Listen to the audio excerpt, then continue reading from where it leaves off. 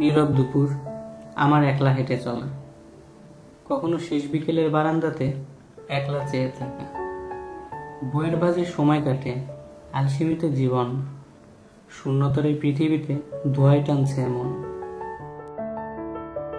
পাশে তাকিয়ে পাই না খুঁজে কারণ, জীবন ছেড়ে পালাতে চাইলেই প্রকৃতি দেয় বারণ। চোখটা মলিন, মনটা খারাপ ভীষণ, বইছে ঘাড়ে দূরত্বের বোঝা, যায় না মাপা ওজন।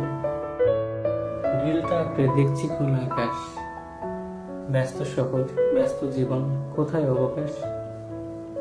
যাচ্ছে পুরে সময় যত, ভাবছি কেবল একা, সে যে কবে হয়নি তো আর একটুখানি দেখা।